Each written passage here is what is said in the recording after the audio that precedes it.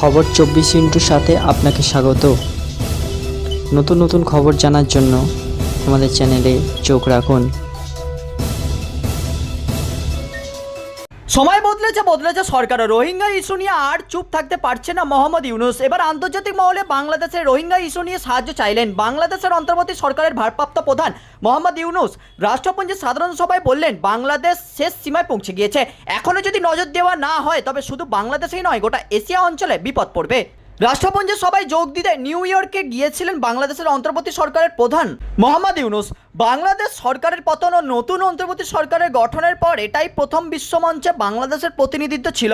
একাধিক বিষয় নিয়ে আলোচনা করেন ইউনূস। রোহিঙ্গা ইস্যু তার মধ্যে ছিল। তিনি বলেন, রোহিঙ্গাদের ফেরত পাঠানো ছাড়া উপায় নেই।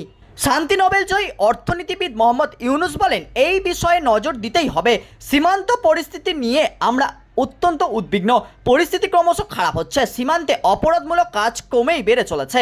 আমাদের আইন প্রশাসন ও আন্তর্জাতিক মহলের সাহায্যে আমরা ক্যাম্পগুলিতে শান্তি বজায় রাখতে পারলেও মায়ানমারের রোহিঙ্গা পরিস্থিতি পর্যালোচনা করা উচিত। ব্যুরো রিপোর্ট, খবর 24/7।